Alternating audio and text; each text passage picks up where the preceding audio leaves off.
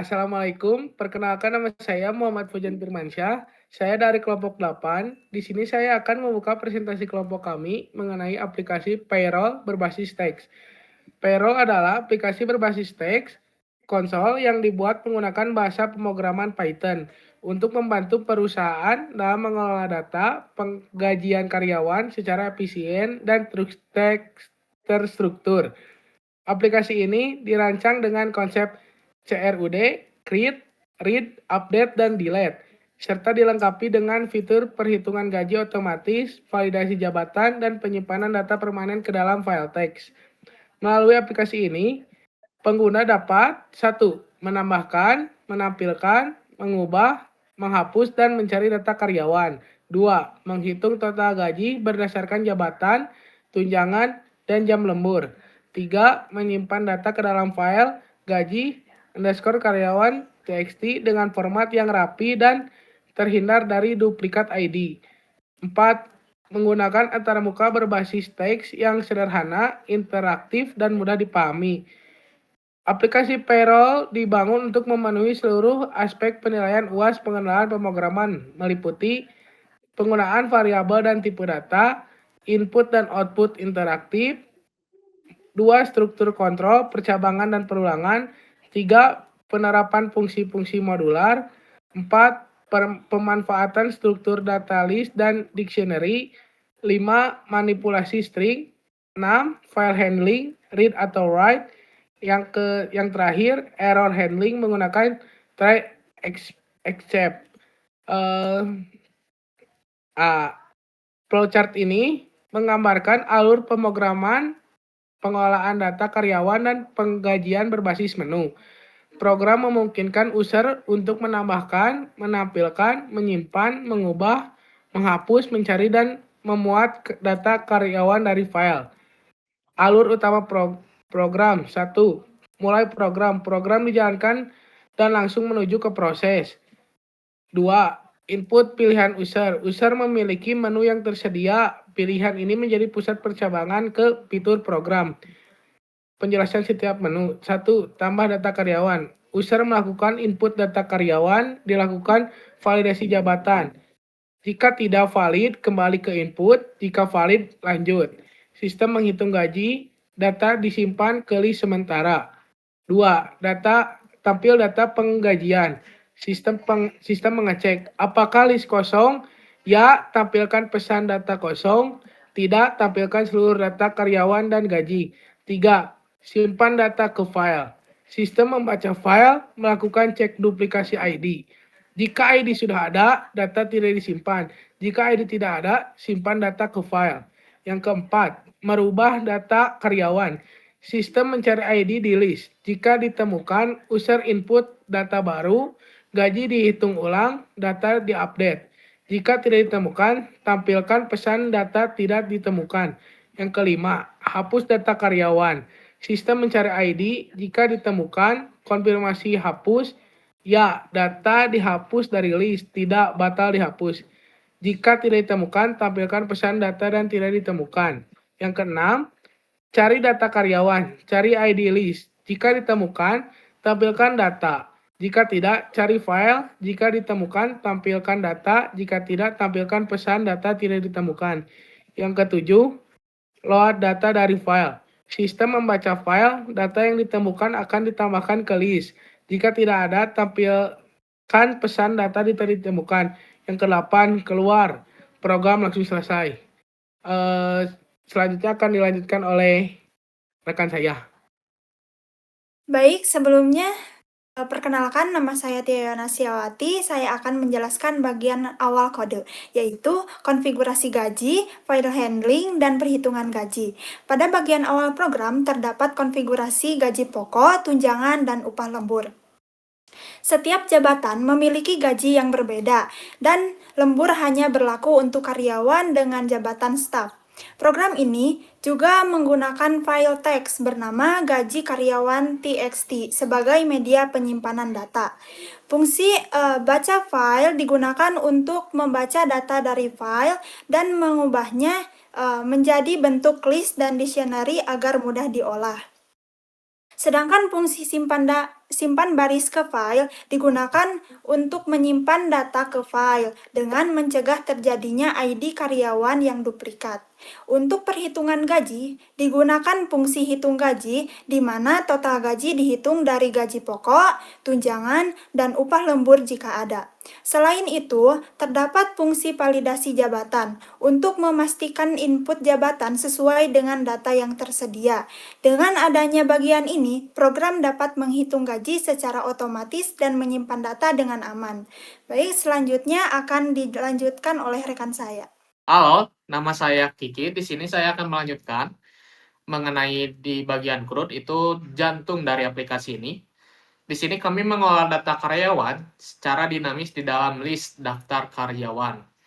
Lalu fungsi tambahan data karyawan atau CRID itu dilengkapi dengan sistem unique ID checker. Jadi nggak ada karyawan yang mempunyai ID yang sama atau duplikat. Lalu ada fungsi read. Jadi kami nggak cuma print data, tapi kami rapikan pakai AppString supaya tampilannya seperti tabel. Lalu selanjutnya ada fitur update dan delete. Ini di sini juga kami sangat hati-hati. Sistem akan menanyakan konfirmasi ulang sebelum benar-benar menghapus data. Ini adalah aspek keamanan data yang kami prioritaskan di proyek ini. Lalu ada load data. Ini agar kita bisa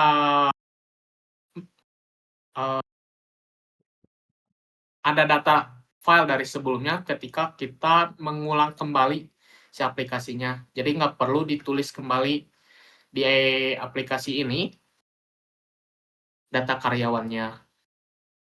Baik, dilanjut oleh rekan saya. Baik, halo semuanya, nama saya Ratin Hafizan Azruknin. Jadi setelah rekan-rekan saya tadi menjelaskan logika di balik pengolahan data dan perhitungan gaji, sekarang saya akan menutup penjelasan teknis ini dengan membahas bagian keempat dan yang kelima, yaitu bagian interface dan eksekusi utama. Bisa teman-teman lihat di layar. Bagian ini adalah konduktor dari seluruh program. Tanpa bagian-bagian ini, fungsi-fungsi canggih yang dijelaskan tadi tidak akan berjalan secara sinkron. Oke, yang pertama adalah bagian keempat, antar buka menu. Masuk ke bagian 4, di sini kami membangun fungsi tampil menu. Sebagai mahasiswa teknik informatika, kami belajar bahwa user experience itu penting. Bahkan di aplikasi berbasis teks sekalipun, kami menggunakan format visual yang sederhana namun informatif dengan bantuan simbol sama dengan untuk menyemtakan pembatas yang jelas. Lalu fungsi ini memiliki 8 opsi navigasi. Perhatikan di baris input dalam kurung, titik strip dalam kurung. Kami sengaja menggunakan fungsi strip dalam kurung ini untuk memastikan kalau user nggak sengaja mencet spasi sebelum angka, program kami tetap bisa mengenalinya dengan benar. Ini adalah bentuk antisipasi kecil tapi krusial agar aplikasi kita tetap tangguh. Masuk ke bagian yang terakhir, ini adalah bagian kelima ya. Jadi sekarang kita masuk ke jantung dari program ini, yaitu bagian kelima, program utama. Di sini ada fungsi main yang membungkus semua logika yang tadi ke dalam satu perulangan while true. Kenapa pakai perulangan terbatas? Tujuannya itu supaya aplikasi ini punya alur kerja yang kontinu. User bisa menambah data, melihat tabel, lalu menghapus data tanpa perlu membuka tutup aplikasi berulang kali. Alur if-else di sini bertugas sebagai traffic controller yang mengarahkan input user ke fungsi yang tepat. Dan bisa dilihat di barisan yang paling terakhir, yang if garis bawah name sama dengan dalam kutip main, ini adalah best practice di Python. Gunanya supaya script ini bisa bersifat modular. Artinya, jika suatu saat proyek ini dikembangkan menjadi lebih besar, fungsi-fungsi di dalamnya bisa kita panggil dari file lain tanpa harus menjalankan seluruh isi program ini secara otomatis.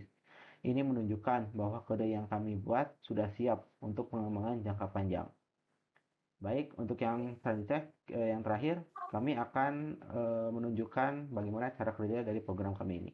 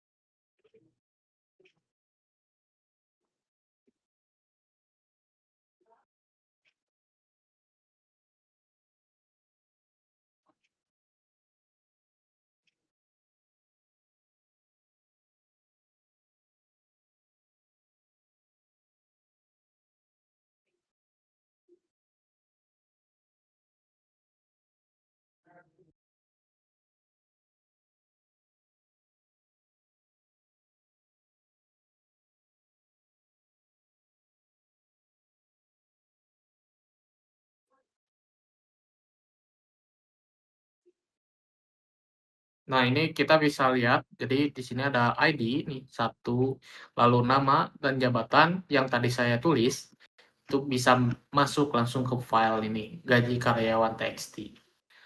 Lalu kita bisa menghapus data karyawan. Wait. Misal kita yang ingin dihapusnya ID yang ke-1. Nah, ini kan seperti yang tadi dijelaskan itu, jadi kita harus konfirmasi ulang lagi apakah mau dihapus atau tidak. Ya. Nah, langsung tampil data lagi apakah benar kehapus atau tidak. Nah, seperti yang dilihat, ID yang pertama itu tadi sudah kehapus. Lalu kita mau cari data karyawan. Nih. Nah, masukkan, oh salah. Ini nih fungsinya 1. Nih, manajemen. Cari data karyawan. Nah, kita mau nyari yang misal yang nomor 3. Nah, ini bisa dilihat.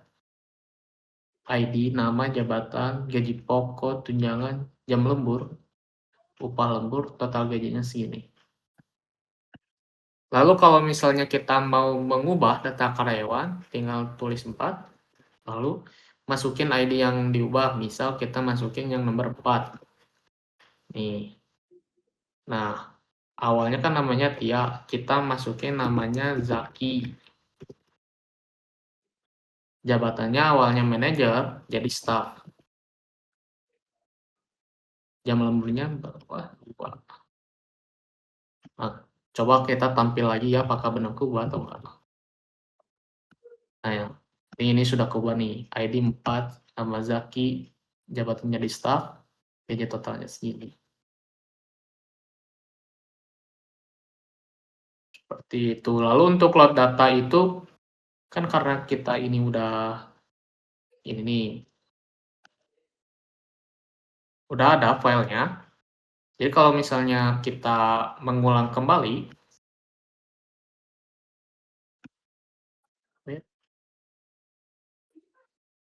kita clear,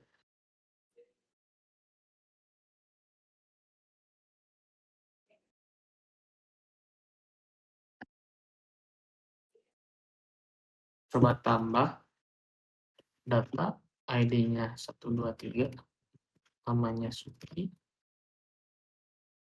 jabatannya staff. Nah, masukin bentuknya 3. Lalu simpan data itu file, manajemen pengajian. Data berhasil disimpan lalu 7. Tes. Data berhasil. Coba kita lihat di filenya. Nah, ini menambah 1. Ya. Ini baru tadi yang saya ulangi. ID-nya 123 namanya skip. Ini seperti itu. Lalu yang terakhir, exit, keluar. Nah, dan program berhenti. Seperti itu. Mungkin sekian program atau kode yang telah kami buat. Mohon maaf bila ada kesalahan dalam tutur kata maupun tindakan. Kami tutup. Wassalamualaikum warahmatullahi wabarakatuh.